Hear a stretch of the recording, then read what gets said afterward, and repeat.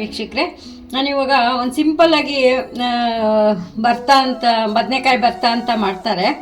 ಅದು ತುಂಬ ಎಲ್ಲ ಕಡೆ ಮಾಡ್ತಾರೆ, ನಾರ್ತಲ್ಲೂ ಮಾಡ್ತಾರೆ, ಮತ್ತು ರಾಜಸ್ಥಾನ ಆ ಕಡೆಯೂ, ಆ ಕಡೆಯವರು ಮಾಡ್ತಾರೆ, ನಾವು ಮಾಡ್ತೀವಿ. ಎಲ್ಲ ಕಡೆಯಲ್ಲೂ ಇದನ್ನು ಮಾಡ್ತಿರ್ತಾರೆ. ಬರೀ ಬದನೆಕಾಯಲ್ಲಿ ತುಂಬ ಮಾಡ್ತಾರೆ. ನಾನೀಗ ನಮ್ಮ ಕಡೆ ಸೀಸನಲ್ಲು ಅವರೆಕಾಳು ಇದೆ ಅಲ್ವಾ, ಅವರೆಕಾಳು ಉಪಯೋಗಿಸಿ ಮತ್ತು ಹೀರೆಕಾಯಿ ಎಲ್ಲ ಉಪಯೋಗಿಸಿ ಮಾಡೋದು ತೋರಿಸ್ತೀನಿ. ಹೇಗೆ ಅಂತ ತೋರಿಸ್ತೀನಿ ನೋಡಿ.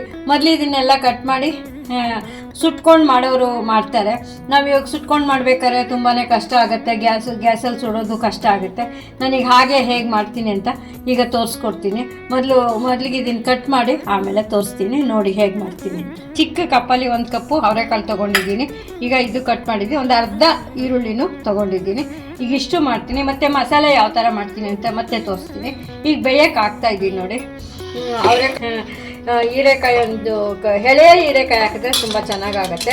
ಒಂದು ಅರ್ಧ ಈರುಳ್ಳಿ ಹಾಕಿದ್ದೀನಿ.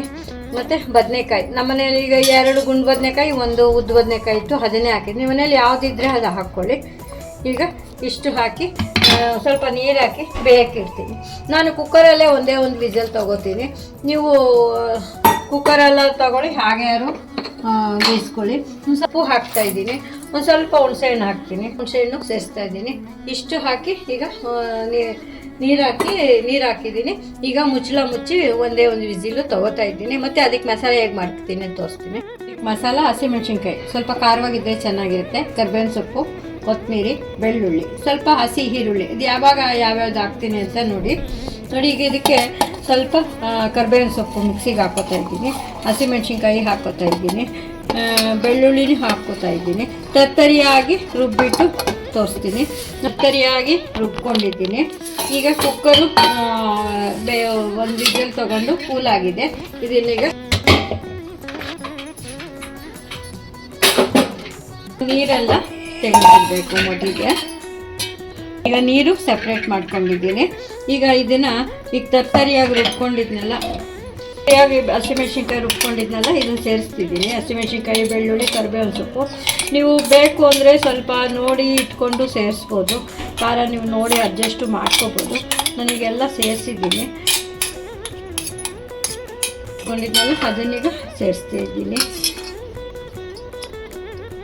ಈಗ ಇದನ್ನೆಲ್ಲ ಒಂದು ಮ್ಯಾಶ್ ಮಾಡುವಂಥ ಇದು ಈ ಥರದ್ದು ನೋಡಿ. ಇದನ್ನೆಲ್ಲ ಈ ಥರ ಮ್ಯಾಶ್ ಮಾಡ್ಕೊಂಡ್ಬಿಡ್ಬೇಕು. ಉಪ್ಪು, ಹುಣಸೆಹಣ್ಣು ಮೊದಲೇ ಕುದಿಯೋಕ್ಕೆ ಹಾಕಿದ್ದೀವಿ. ಈಗ ಎಲ್ಲ ಈ ಥರ ಚೆನ್ನಾಗಿ ಮ್ಯಾಶ್ ಮಾಡ್ಕೊಂಡ್ಬಿಡ್ಬೇಕು. ಹುಣಸೆಹಣ್ಣು ನಿಮಗೆ ಜಾಸ್ತಿ ಅನಿಸುತ್ತೆ ಆ ಥರ ಏನಾದ್ರು ಇದ್ದರೆ ಪಕ್ಕಕ್ಕೆ ತೆಗೆದಿಟ್ಕೊಬೋದು. ನಾನು ಈಗ ಒಂದೇ ಹಾಗೆ ಹಾಕಿದ್ದೀನಿ. ಇದಕ್ಕೆ ಈಗ ಲಾಸ್ಟಲ್ಲಿ ಈರುಳ್ಳಿ ಒಂದು ಸ್ವಲ್ಪ ನೀವು ಯಾವಾಗ ತಿಂತೀರೋ ಆಗ ಸೇರಿಸ್ಕೊಂಡ್ರೆ ಚೆನ್ನಾಗಿರುತ್ತೆ. ಹಸಿ ಈರುಳ್ಳಿ ತಿನ್ನೋಕ್ಕೆ ಇಷ್ಟ ಇರೋರು ನೀವು ಎಷ್ಟು ಬೇಕಾದ್ರೂ ಸೇರಿಸ್ಕೋಬೋದು. ಇದಕ್ಕೆ ಒಗ್ಗರಣೆ ಏನೂ ಬೇಕಿಲ್ಲ. ಆಯಿತು, ಇದು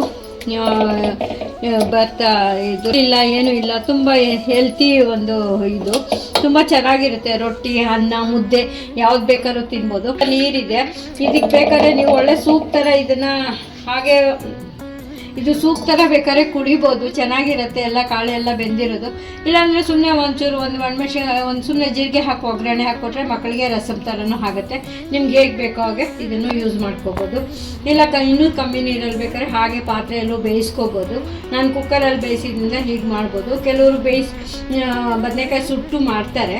ನಾನು ಈ ಥರ ಈಸಿಯಾಗಿ ಮಾಡ್ಬೋದು ಅಂತ ಈ ಥರ ಮಾಡಿದ್ದೀನಿ. ತುಂಬ ಟೇಸ್ಟಿ. ಹೀರೆಕಾಯಿ ಒಳ್ಳೆಯದು, ಬದನೆಕಾಯಿ ಒಳ್ಳೆಯದು, ಎಲ್ಲ ಹಾಕಿ ಮಾಡಿರೋ ಹಸಿದು, ಒಂದು ಡ್ರಾಪು ಎಣ್ಣೆನೂ ಇಲ್ಲ. ಈ ಥರ ಮಾಡಿ ತಿಂದು ನೋಡಿ ಎಲ್ಲರೂ ಹೇಗಿದೆ ಅಂತ ತಿಳಿಸಿ. Thank you.